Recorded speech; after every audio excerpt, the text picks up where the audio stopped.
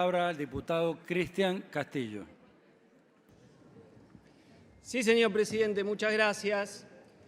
Y lo primero que quiero señalar es que estamos hoy debatiendo después de violaciones al reglamento de la Cámara de Diputados, que tiene el dictamen oficial, que incluyó todo el capítulo de reforma laboral que no se había tratado en el debate previo, que no pasó por la Comisión de Legislación del Trabajo, que incluyó la liquidación de las moratorias previsionales sin pasar por la Comisión de Previsión, que es además un dictamen completamente inconstitucional, tanto en lo que hace a las facultades delegadas como en lo que hace a la violación del 14 bis en la estabilidad del empleo público y también en la regresividad de las relaciones laborales, algo expresamente prohibido en los tratados internacionales que ha suscrito nuestra nación con rango constitucional. Y uno dice, ¿por qué están haciendo esto a los ponchazos? ¿Por qué se apuran? ¿Por qué lo hacen con irregularidades e ilegalidades? Y la respuesta, señor presidente, es porque saben que el humor social se les está agotando. El martes pasado, una marea humana en la ciudad de Buenos Aires, pero también desde San Salvador de Jujuy hasta Ushuaia y en todas las ciudades del país, en las ciudades del interior de la provincia de Buenos Aires, llenó las calles para decirle a este gobierno que no se meta con la universidad pública, para repudiar el recorte brutal al financiamiento universitario, pero no fue solo por eso. La marcha universitaria catalizó un descontento creciente, porque aunque el presidente Milei haga cadenas nacionales para decir como Galtieri, estamos ganando, los números son categóricos. El consumo interanual ha caído en electrodomésticos 45%, en la construcción los insumos 32%, cemento 30%, en automóviles 30%, indumentaria 30% y hasta medicamentos 5%. Con la liquidación de los salarios y el poder de compra de las jubilaciones, están provocando una recesión profundísima que ya se está cobrando empleos todos los días en todas las áreas de la economía. Esta es la realidad del crecimiento del descontento social. Y se apuraron porque los diputados de los bloques colaboracionistas saben que cada día que pasa les va a costar más justificar por qué le hacen el aguante al gobierno de la ultraderecha, a un gobierno negacionista de la dictadura, negacionista de los derechos de las mujeres, negacionista de la acción humana en el cambio climático, a un gobierno que llama héroes a los que fugan capitales a las guaridas fiscales, a los que viven de las exenciones impositivas y vienen después a hablar contra los trabajadores. Exenciones impositivas que todos los bloques de esta Cámara han votado, con excepción del Frente de Izquierda. Escuchaba a la ex vicepresidenta el otro día en Quilmes hablar de lo que significaba para Galperín las exenciones impositivas en la economía del conocimiento. Faltó que alguien le recuerde que también el bloque del entonces Frente de Todos, junto con Juntos por el Cambio, votaron todos juntitos, incluso los diputados de Juan Grabois, esas exenciones a Galperín. El Frente de Izquierda tiene el orgullo de no votar nunca excepciones a los capitalistas y no votar nunca meterle la mano en el bolsillo a la clase trabajadora. Señor presidente, estas dos leyes que se están sometiendo conjuntamente a debate son un agravio a toda la clase trabajadora, son un ataque de una enorme magnitud. Si sumamos los cambios en la reforma laboral, la vuelta del impuesto a las ganancias para los laburantes y el quite de la moratoria previsional y las privatizaciones.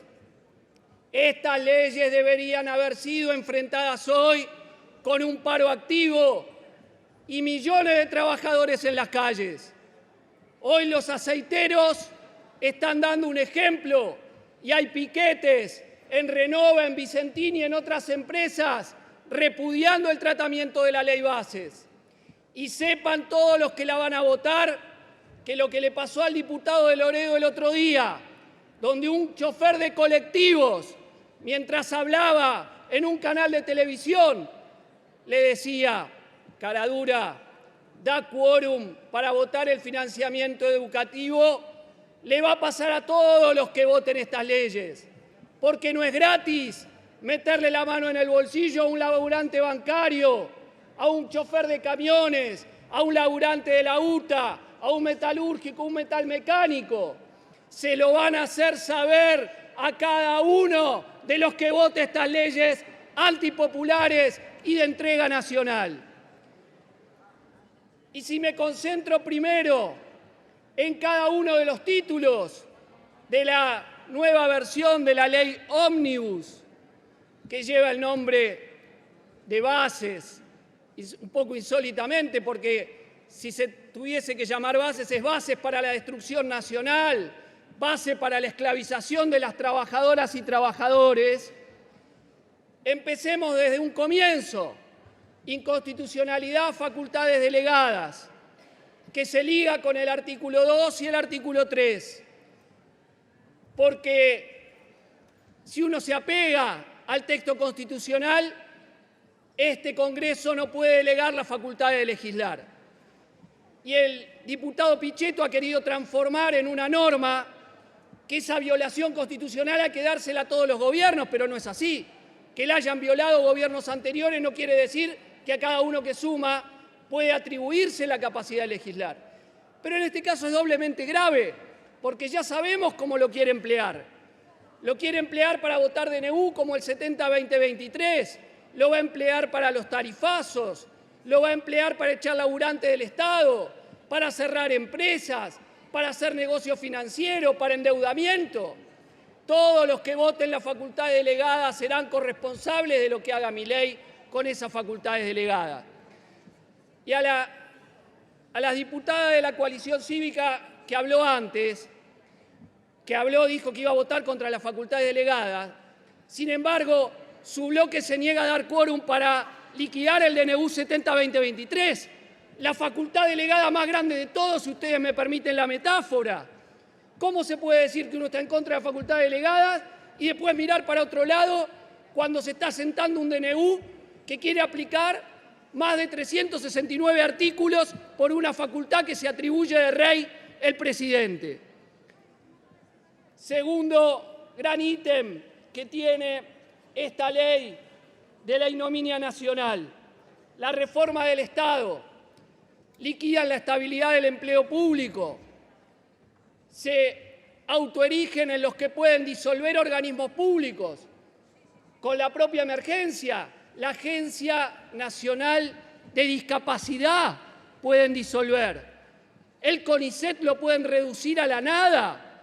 ¿Hasta dónde vamos a llegar en lo que le están votando a este presidente de la ultraderecha? Señor presidente, las privatizaciones ponen aerolíneas. ¿Y qué pasó cuando privatizaron aerolíneas en los 90? ¿Sabe cuántos aviones tenía aerolíneas antes de ser privatizada? 30 aviones. ¿Sabe con cuánto la dejaron Iberia primero y Marzán después? Un avión. La vaciaron, la destruyeron. El Estado la capitalizó, la rescató. ¿Y ahora qué van a hacer? La van a entregar de nuevo. ¿Para qué? para que un grupo capitalista haga negocios y después el Estado nuevamente tenga que rescatarla. Ese es el negocio que hacen. Privatizan, la funden, el Estado rescata y después de vuelta el negocio de la privatización. Ferrocarriles. ¿Qué pasó en los 90 con los ferrocarriles? 80.000 trabajadoras y trabajadores ferroviarios en las calles. Pasamos de 35.000 a 7.000 kilómetros de vías férreas. Ferrocidio, como lo llamaba Pino Solanas. Y ahora de vuelta, la operación ferroviaria de los trenes de pasajeros y el Belgrano Cargas, sujeto a privatización. Nuevamente el Estado salió todo con los impuestos del pueblo, se sostienen los ferrocarriles. ¿Para qué? Para que lo entreguen de vuelta a los negocios de algunos amigos que ellos tienen. Eso es las privatizaciones. Correo Argentino, ya empezaron los despidos, señor presidente. Ya empezaron los despidos. ¿Saben lo que es el telegrama de despido que te dicen mañana no volvés a trabajar y no sabés qué futuro tenés? En una Argentina quebrada, en un país donde el desempleo crece todos los días. Desde ya a los amigos de los empresarios eso no les importa. Ni lo piensan, ni les pasa por la cabeza, señor presidente. Tercer punto que agrego, contratos de obra pública, la modificación, todos capítulos para frenar, liquidar la obra pública, con esa idea del presidente de que si tiene utilidad lo va a hacer un privado. Y lo dije en el debate del verano, Estados Unidos renueva todos los fondos en infraestructura con fondos públicos. Nadie opina lo que opina el delirante de Javier Milei. Y liquida la obra pública. Lo que necesita una cloaca que se necesita en un barrio, un puente, una obra de infraestructura. Liquida eso, para eso está el capítulo de los contratos.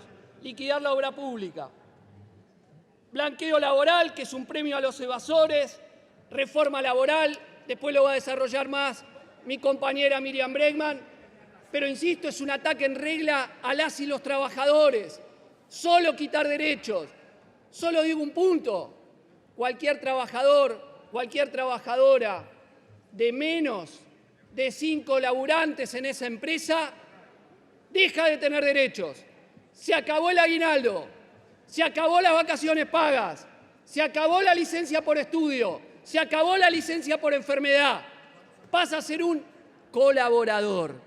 Chantada, caraduras, le sacan derechos a los laburantes. Eso es lo que están votando, violando tratados internacionales que no permiten leyes de regresividad laboral, sino solo derechos progresivos. Una reforma progresiva sería cortar la jornada laboral a 6 horas, como planteamos del Frente de Izquierda, para repartir el trabajo sin afectar el salario y que los laburantes tengan tiempo libre. Pero no, solo sacarle derechos a los trabajadores. Y el RIGI, el régimen de grandes inversores, hasta el 2038 le van a dar esos beneficios impositivos. Después dicen que no hay plata, pero a los que juntan 200 millones de dólares, todo tipo de beneficios. Tan brutales que hasta la UIA se agarra a los bolsillos con los negociados que están haciendo. Y le hago una apuesta, señor presidente. Vea la lista de los que estuvieron en el Yau Yau con el presidente. Hagan los nombres con Galperín, con los de Globan, con los de otros negocios. Y le aseguro, todos ellos van a estar en los beneficios del RIGI. A todos ellos le van a sacar los impuestos. A todos ellos le van a permitir llevarse los dólares afuera. Esos son los que están haciendo el RIGI. Más los fondos de inversión, más los negocios del narco, del contrabando de armas, a los cuales no le van a pedir antecedentes. Esos son los negociados que están en el RIGI, señor presidente. Energía. Otro de los que son dueños del gobierno. Le entregaron YPF a Techín, competidor directo. Le entregaron también la Secretaría de Trabajo. ¿Y qué van a hacer? Algo insólito. Siendo un país productor de petróleo y de gas, no podemos fijar precios internos diferenciales. Todo al precio internacional, como si fuéramos un país importador. ¿Para qué? Para beneficio de las grandes petroleras y los grandes exportadores de energía. ¿Qué más, señor presidente, van a hacer? El beneficio es la maximización de la renta. ¿Usted entiende que eso, para los hidrocarburos, ya fue una catástrofe? ¿Qué hizo Repsol en los 90? Maximizó la renta. ¿Qué hizo? No garantizó las reservas. Todo lo que había explorado YPF se lo llevaron. Lo que se había explorado por acá se lo llevaron para allá, vaciaron. Su renta espectacular. Recuerdo a Antonio Brufau, el CEO de Repsol, recibía una prima más alta cada año por los negociados que hacían, por cómo nos saqueaban bienes naturales. Y ahora de nuevo se va a dar el hecho insólito de que una empresa pueda exportar todo lo que saca de Argentina sin garantizar el abastecimiento interno. En un mundo donde mañana te viene una guerra y lo que importaba se acabó, pedíselo a Mongo. Eso es lo que están votando. Mano libre a las petroleras, mano libre para llevarse los recursos, mano libre para aumentar los precios de los combustibles como se les cante. Ese es otro de los grandes negociados, le dedican muchos artículos a este tema. Moratoria previsional, no puedo dejar de mencionarla, ya lo señalaba Miriam antes. Repugnante. ¿Con qué cara van a mirar a sus madres, a sus hermanas, a sus familiares, mujeres, los que están votando que les sube la edad de jubilación? Hoy mujeres con 58 y 59 años que se iban a jubilar el año que viene y le dicen, no, 5 años más. Eso es lo que están votando ustedes y después hablan de que la gente viva mejor. Una caradurez. Y si esto dice el cuerpo, los títulos y los capítulos, que no quieren discutir por capítulo, de la ley ómnibus, la nueva versión, ni le cuento la ley fiscal. La ley fiscal es un robo descarado. Bajan la alícuota de bienes personales, la más alta, de 2,25 hasta que casi no existe, 0,25. Y seguramente, entre los que pagan bienes personales, hay muchas y muchos de los diputados que van a votar mejorarse sus ingresos, porque están entre los más ricos del país, entre los que pagan bienes personales y hoy van a votar bajarse lo que pagan de bienes personales. Un dietazo por otra vía. Y a cambio de bajar los bienes personales, cumpliendo con lo que les reclama el Fondo Monetario Internacional, a los laburantes, a los camioneros, a los bancarios, a los metalúrgicos, a los de las automotrices, a los aceiteros que hoy están de paro, le meten directamente la mano en el bolsillo. Cuando se vote esta ley, si es que se vota, vamos a ver que el salario baja y lo que pagan de bienes personales baja para los más ricos. Hood Robin se llama el paquete fiscal, sacarle a los laburantes para darle a los más ricos de este país. Y el diputado Espert decía que lo que se hizo cuando se votó sacar la cuarta categoría del impuesto a la ganancia fue un desquicio.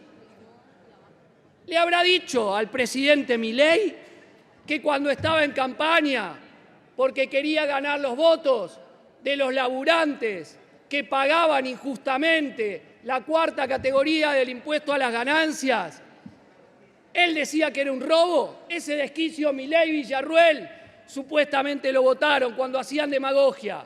Total, para ganar votos, le prometo a los laburantes. Ahora cuando gobierno, se acabó. La devolución del IVA, nada. Pagar impuesto a la ganancia, de nuevo a los trabajadores. Eso es, señor presidente, lo que tienen estas dos leyes en conjunto. Un ataque brutal a la clase trabajadora, leyes que favorecen el saqueo, ataques sobre los derechos de las mujeres y, por el otro lado, beneficio a los más ricos de este país, al capital financiero, a la gran burguesía nacional que está allá adentro, internacionalizada, que es la que se va a ver favorecida con todo este esquema que está aplicando el gobierno, obvio, con un poco de plan Krieger-Bacena, un poco de plan Martínez de Oz, un poquito de plan de Menem, no tanto como Menem, fue brutal, y también una parte del esquema de Macri. Todo eso está en este cocoliche de terror que está impulsando el gobierno de Milei. Y quiero dedicar la última parte de lo que voy a decir para señalar que en esta pelea se están expresando tres concepciones de país o tres perspectivas políticas. Por un lado, que obviamente han aparecido muchas veces en la historia, ¿no? La expresión directa del capital financiero internacional, el plan que está llevando adelante el gobierno y al que sostiene todo un sector que los apoya. Yo sé que algunos decían, che, ¿cómo van a colaborar con Milei? Bueno, yo le digo, mirá, le dieron muchas veces intendente a la dictadura. Esto es una más de lo que están haciendo muchos, ¿no? El personal civil de la dictadura, recordemos, muchos les dieron intendente. El capital financiero internacional. Del otro lado, los que dicen, hay que regularlo un poco. Nosotros expresamos la burguesía nacional, dice el peronismo, el mercado interno. A estos los podemos regular desde el Estado. Y estamos nosotros, que somos, es cierto, una fuerza minoritaria, pero que es una fuerza minoritaria que se apoya en una clase mayoritaria. Nosotros somos la fuerza que quiere expresar políticamente a esa fuerza social que ha marcado la historia argentina. Esa fuerza social que estuvo en las grandes huelgas de inicio de siglo y que dieron lugar a la llamada Patagonia Rebelde o a la Semana Trágica en 1919. Esa fuerza social de la gran huelga general de la construcción del 36. Esa fuerza social que hizo la resistencia al golpe fusilador del 55. Esa fuerza social que emergió en el Cordobazo y que no paró hasta el golpe genocida del 76, que hizo las gloriosas jornadas de junio y julio del 75 contra el plan de hambre de Isabel y López Rega y dio lugar a las coordinadoras interfabriles. Esa fuerza que como rebelión popular estuvo en el 2001 cambiando el escenario político nacional. Esa fuerza política que cuando gobierne, cuando llegue al poder, va a poder dar vuelta a la Argentina de abajo para arriba. Va a hacer que comer no sea un privilegio, que tener un techo no sea un privilegio, que tener tiempo libre no sea un privilegio. Presidente, hay que tener imaginación política, hay que superar este esquema de los peores, los malos peores. Hay que buscar una salida de fondo y esa salida solo la pueden dar las y los trabajadores. Por último, insto a que quienes nos están viendo a la salida de su trabajo vengan acá al Congreso a manifestarse. Todavía con el número, con la fuerza, con jubilados, con asambleas barriales, con los estudiantes que no pueden dejar solos a quienes están luchando, con los sindicatos pasando por encima de quienes no quieren movilizar, podemos lograr frenar esta ley en general y en particular estas dos leyes. Señor presidente, el pueblo está mirando. El que vote a favor de esto en general y particular será acusado por siempre por nuestro pueblo trabajador. Muchas gracias, señor presidente. Gracias, diputado Castillo.